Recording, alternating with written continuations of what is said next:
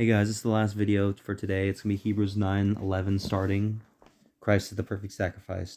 So Christ has now become the high priest over all the good things that have come.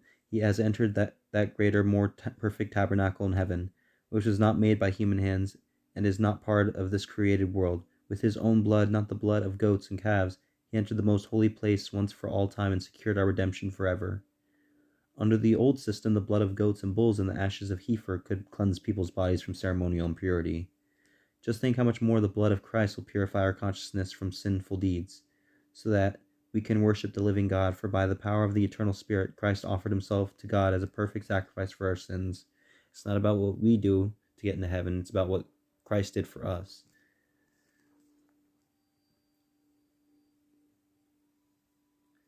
That is why he is the one who mediates a new covenant between God and the people, so that all who are called can receive the eternal inheritance God has promised them. For Christ died to set them free from the penalty of the sins they had committed under the first covenant.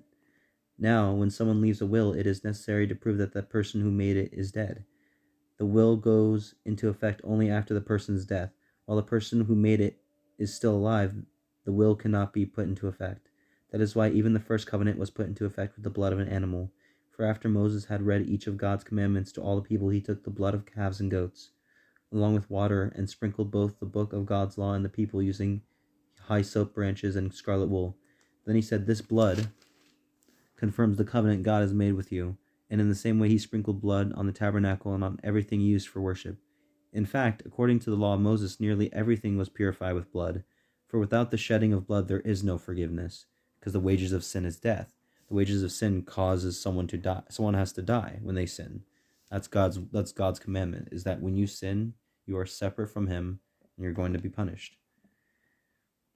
That is why the tabernacle and everything in it, which were copies of things in heaven, had to be purified by the blood of animals. But the real things in heaven had to be purified with far better sacrifices than the blood of animals. For Christ did not enter into the holy place made with human hands, which was only a copy of the true one in heaven. He entered into heaven itself to appear now before God on our behalf. And he did not enter heaven to offer himself again and again and again, like the high priest here on earth, who enters the most holy place year after year with the blood of animals.